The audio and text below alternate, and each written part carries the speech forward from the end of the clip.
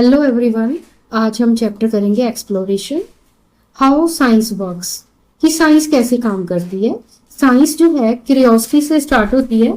जब हम कोई भी इवेंट अपने आसपास देखते हैं तो हमारे मन में जो है जो क्वेश्चंस आते हैं भी ये क्यों है, उनके आंसर्स जो है वो साइंस देती है। तो साइंस में क्या है, सबसे पहले ऑब्जर्वेशंस है कि हम किसी भी चीज को ध्यान से देखते हैं। जो इवेंट को, कोई भी चीज जो इवेंट हुआ है उसको पहले वो ध्यान से देखता है कोई भी इंसान, फिर वो डिफरेंट एक्सपेरिमेंट्स करता है कि ये क्यों हो रहा है, और फिर उसके बाद जो है वो कंक्लूजन निकाला जाता है कि ये कंक्लूजन है इसका कि ये इवेंट इसलिए हुआ है, ये कारण है इसका। तो उसके बेस पे ही आइडियाज बनाए जाते हैं, और जो आइडियाज हैं ये चेंज भी हो सकते हैं और रिजेक्ट भी हो सकते हैं। और जैसे जो इसहाक न्यूटन था, वो एक दिन जब पेड़ के नीचे बैठा तो उसने देखा कि जो एप्पल है वो नीचे की तरफ गिरा उसके पास। तो उसके मन में ये क्वेश्चन आया कि ये एप्पल है ये नीचे की तरफ ही क्यों आया, ये ऊपर भी तो जा सकता था। और उसने फिर जो है पहले ऑब्जर्व किया ये इस बात को कि ये नीचे को आया एप्पल गिर के, फिर उसने जो है उस एप्पल को फिर से ऊपर की तरफ फेंक के देखा होगा कि क्या ये ऊपर चला जाता है या फिर नीचे ही आएगा। तो उसने फिर से एक्सपेरिमेंट्स के थ्रू जब देखा तो फिर से वो एप्पल नीचे की तरफ ही आया। तो उसने फिर जो कंक्लूजन निकाला कि जो धरती है ये हर चीज को अपनी ओर खींचती है। इसी तरह जो है साइंस जो वर्क करती है। जैसे वो सेब जो है वो नीचे आया धरती की तरफ, तो उसने ये बोला कि जो फोर्स ऑफ ग्रेविटी है उसकी वजह से हर चीज धरती की ओर ही आती है। इसी तरह डिफरेंट जो इवेंट्स हो रहे हैं अगर तो वो दोबारा से रिपीट हो तो फिर वो आइडियाज बन जाते हैं, और अगर ना हो तो आइडियाज चेंज भी हो सकते हैं और रिजेक्ट भी होते हैं। नेक्स्ट है different things used in science, कि कौन जो चीजें साइंस में यूज होती हैं अलग अलग तरह की।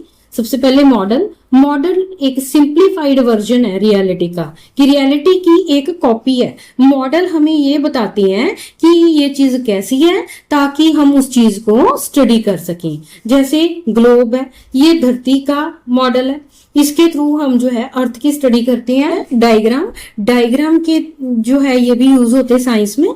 जैसे हार्ट की है डायग्राम, ब्रेन की डायग्राम है, इसके थ्रू हम हार्ट और ब्रेन या कोई भी चीज जिसकी डायग्राम हो उसको स्टडी करते हैं। Some things are ignored while studying science, कि जब हम साइंस स्टडी करते हैं तो कुछ चीजों को इग्नोर भी किया जाता है। जैसे जब कोई प्लेयर्स क्रिकेट खेलते हैं तो सिर्फ उनकी स्पीड और डायरेक्शन जो है बॉल की यही जो है मैटर करती है, और जो बैट का कलर है और बॉल का कलर है ये मैटर नहीं करता। इसी तरह जब हम हार्ट की स्टडी करते हैं उसको मॉडल के थ्रू पढ़ते हैं या डायग्राम के थ्रू पढ़ते हैं, तो उसमें हम जो इंडिविजुअल सेल्स हैं हार्ट के उनको इग्नोर करते हैं।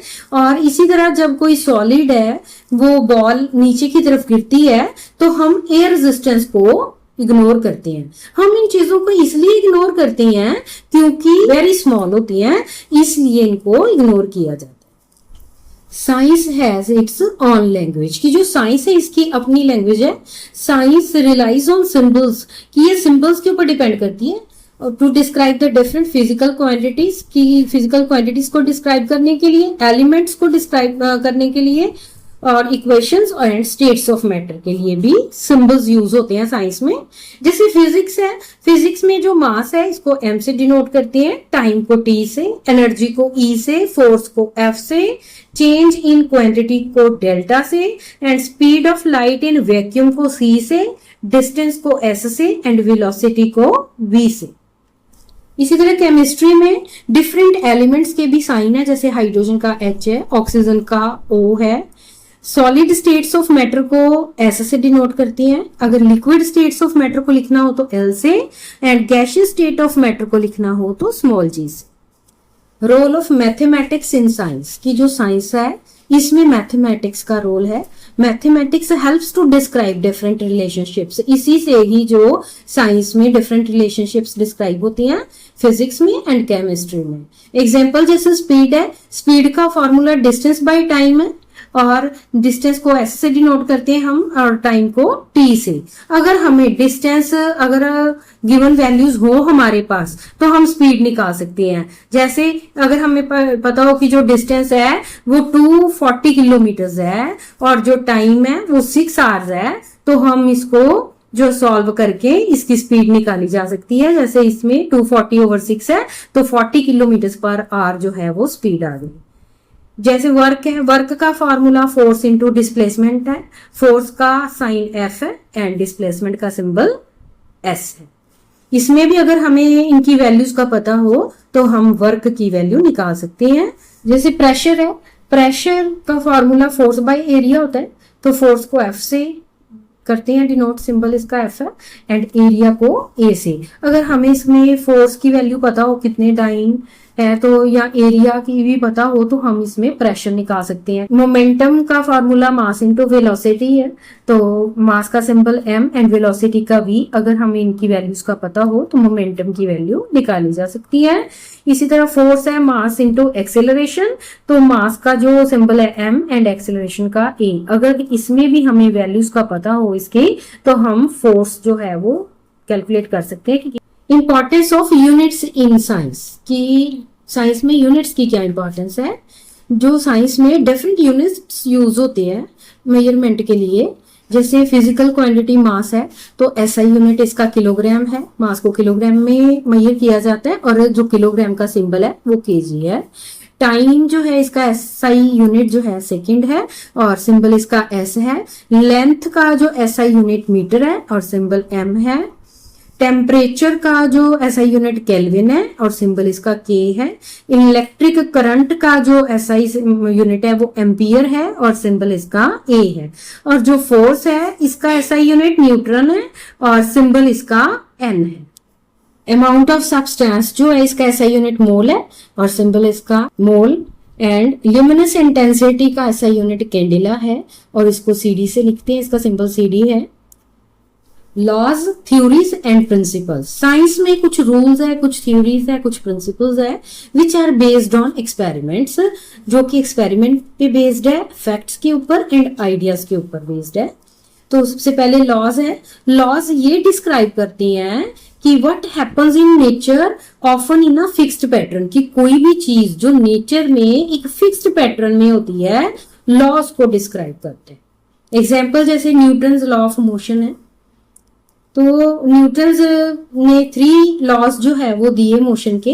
Newton's first law of motion, इसको लॉ ऑफ इनर्शिया भी कहते हैं। Newton's first law of motion के अकॉर्डिंग क्या है कि कोई भी ऑब्जेक्ट जो रेस्ट में है वो रेस्ट में रहने की कोशिश करती है और कोई भी ऑब्जेक्ट जो मोशन में है वो मोशन में रहने की कोशिश करती है कांस्टेंट स्पीड पर स्ट्रेट लाइन में, जब तक उसके ऊपर कोई एक्सटर्नल फोर्स ना लगाई जाए। तो जैसे आपने देखा है कि जब कोई चलती बस में कोई खड़ा होता है तो जब एकदम से बस रुकती है तो आदमी जो है वो आगे की ओर गिरता है। क्यों? क्योंकि जो लॉ ऑफ इनर्शिया यहाँ पे वर्क करता है। नेक्स्ट है Newton second law of motion, इसको हम लॉ ऑफ एक्सेलरेशन भी कहते हैं। The acceleration of object is directly proportional to net force acting on it and inversely proportional to its mass, कि किसी भी ऑब्जेक्ट की में जो एक्सेलरेशन होती है, जो उसकी स्पीड है वो डिपेंड करती है कि उसके ऊपर नेट फोर्स कितनी लगी है। And inversely proportional to mass, और वो इनवर्सली प्रोपोर्शनल है मास के, कि जितनी भारी चीज होगी उतनी ही उसकी स्पीड कम होगी।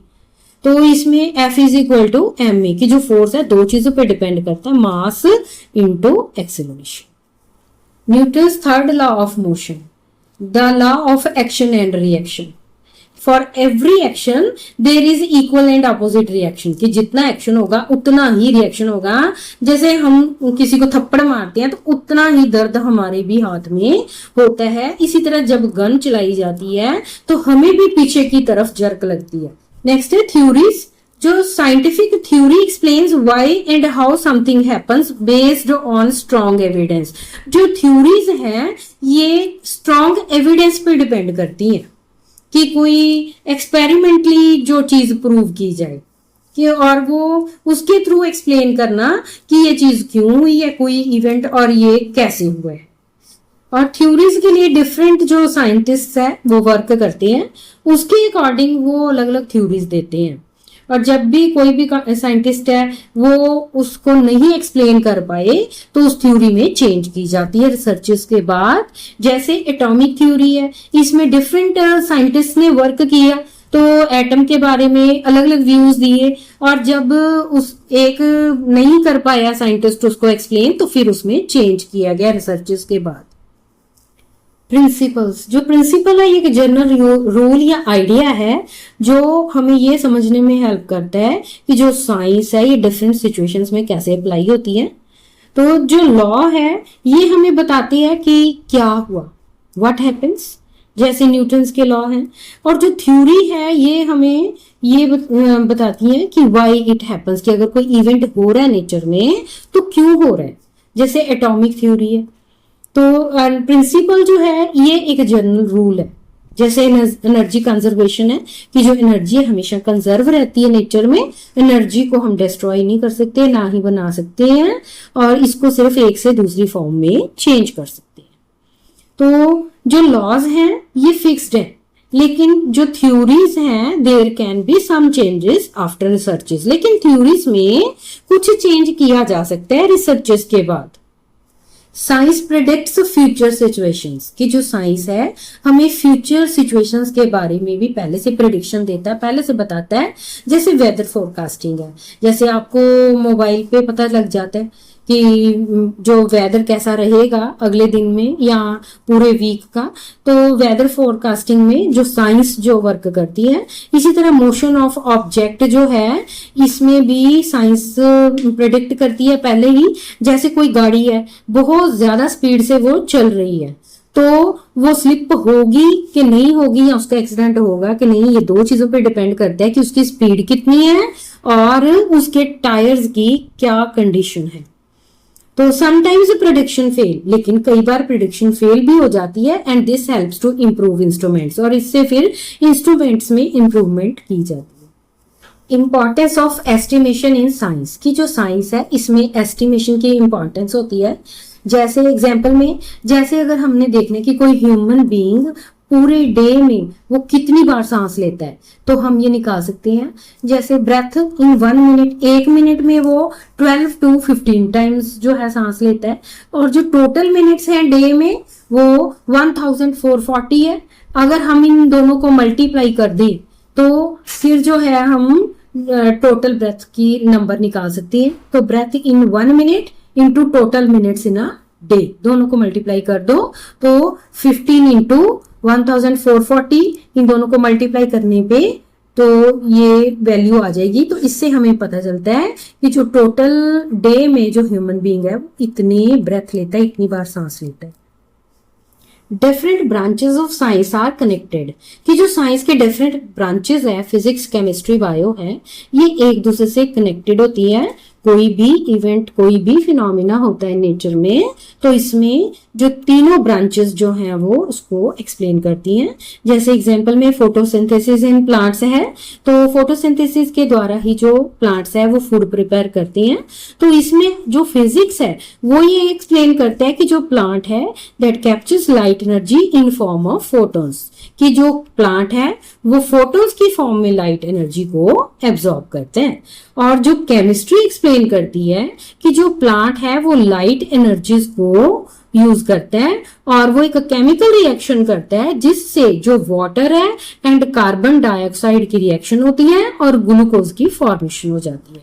और जो बायोलॉजी है ये प्रोवाइड करती है क्लोरोप्लास्ट की सेलुलर स्ट्रक्चर की, क्लोरोप्लास्ट की सेल्स कैसे हैं, वो अंदर से कैसा है, दैट परफॉर्म्स द फोटोसिंथेसिस, जो कि फोटोसिंथेसिस होती है जिसके अंदर फोटोसिंथेसिस। तो ये है आज की हमारी वीडियो।